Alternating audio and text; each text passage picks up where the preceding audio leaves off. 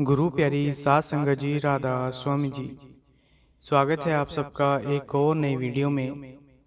संगत जी, आज की साखी बहुत ही प्यारी साखी है, तो आपके आगे यही विनती है कि साखी को पूरा जरूर सुनिएगा।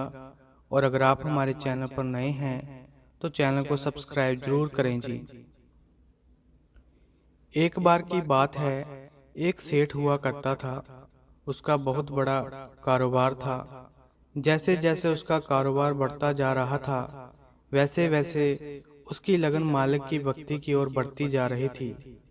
लेकिन उस सेठ की समस्या थी कि वो सेठ भगवान की भक्ति करने के लिए समय नहीं निकाल पाता था, क्योंकि वो अपने कारोबार में व्यस्त रहता था।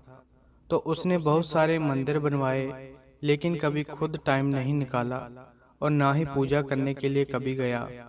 उसने मंदिरों में पुजारी रखवा दिए और उसने सुबह शाम पूजा करने को कह दिया।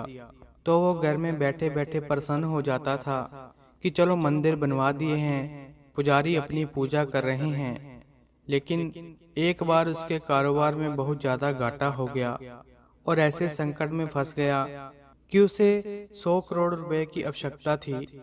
और जब उसे लगा कि अब हर तरफ से रास्ते बंद हो चुके हैं, पैसे का कहीं से प्रबंध नहीं हो पा रहा है, तो उसे याद आया कि मैंने इतने सारे मंदिर बनाए हैं, भगवान को प्रसन्न किया है, चलो चल करके उन्हीं से मांग लेते हैं। तो वो एक सुबह इस बात को ध्यान में रखते हुए कि बोनी वाला जो समय है उसमें मंदिर जाना है, सबसे पहले भगवान से मैं ही बात करूं, कोई और आकर के कुछ मांग न ले, कहीं भगवान का मन खराब ना हो जाए। इसीलिए सबसे पहले वो चले गया। लेकिन जब अपने बनाए हुए मंदिर में सेठ पहुंचा और देखा कि उनके पहले आकर लाइन में एक भिखारी खड़ा हुआ है, तो उसका दिमाग खराब हो गया कि पता नहीं क्या ये आकर मांगेगा, कहीं भगवान का मन खराब ना कर दे, उनकी इच्छा ही खराब ना हो जाए, क्या पता भगवान मुझे कुछ दे या ना दें। तो सेठ भिखारी के पीछे जाकर खड़ा हो गया। भिखारी ने पीछे देखा तो उसने देखा कि सेठ जी आए हैं। अब सेठ सोचने लगा कि भिखारी क्या मांगने आया है, इसको क्या चाहिए। और भिखारी भी ये सोच रहा था कि सेठ जी यहाँ क्या मांगने आए हैं, इनको अब क्या चाहिए, इतना सब कुछ तो है।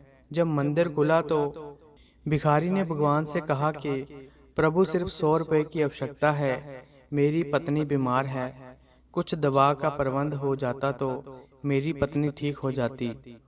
और वो बोले जा रहा था कि भगवान, बस 100 रुपए, मुझे आज दिन भर में 100 रुपए मिल जाए तो ऐसी कृपा कर देना कि मेरे 100 रुपए शाम तक इकट्ठे हो जाएं। सेठ पीछे खड़ा परेशान हो गया। उसने सोचा कि ये हट ही नहीं रहा है, इसकी प्रार्थना तो खत्म ही नहीं हो रही है। उसने बिना देरी किए 100 का नोट अपनी जेब से निकाला और उसे दे दिया और कहा कि चलो जाओ यहाँ से, अब तुम्हें 100 रुपए मिल गए हैं, भगवान से मुझे बात करने दो। भिखारी बड़ा खुश हुआ और भगवान को प्रणाम करके चला गया।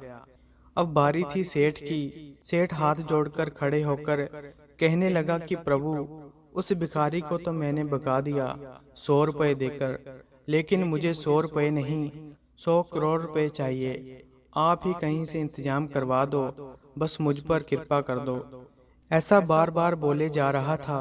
तभी वहां भगवान प्रकट हुए और कहने लगे कि तुमने एक भिखारी को तो भिगा दिया, उसे 100 रुपए देकर, अब मुझे तुझसे भी बड़ा भिखारी ढूंढना पड़ेगा जो आए और तुझे 100 करोड़ रुपए दे। सेठ की आंखों में आंसू आ गए और कहने लगा कि प्रभु, ऐसा क्यों कह रहे हो। भगवान ने कहा, बस यही तो सच है, तुमने इतने मंदिर बनवाए, इतना सब कुछ करवाया, लेकिन कभी मिलने नहीं आए, कभी सच्चे मन से याद नहीं किया। आज भी आए हो तो तब आए हो जब तुम्हें कुछ मांगना है। मैं प्रेम का भूखा हूँ, अगर तुम सच्चे मन से रोज याद ही कर लेते तो इतना बड़ा संकट नहीं आने देता। तो संगत जी, अगर हम उस कुल मालिक की रोज भजन बंदगी करेंगे, उस कुल मालिक की भक्ति के लिए समय निकालेंगे, तो दुख आएंगे ही नहीं। अगर आएंगे भी तो वो खुद हमें उसमें से निकाल कर ले जाएगा। और जहाँ बहुत ज़्यादा मांगा जाता है वहाँ प्यार खत्म हो जाता है, प्रेम समाप्त हो जाता है। जो उसने देना था पहले ही दे दिया है, हमारी किस्मत में लिख दिया है। इसीलिए हमें उस मालिक से कुछ भी मांगना नहीं चाहिए। अगर मांगना ही है तो उस कुल मालिक से उस मालिक को मांगो, मालिक से सब्र मांगो और उसकी रजा में रहकर अपने जीवन को सफल बनाओ। तो संगत जी, अगर आपको ये साखी अच्छी लगी तो लाइक शेयर और कमेंट करें और चैनल को भी सब्सक्राइब जरूर करें जी।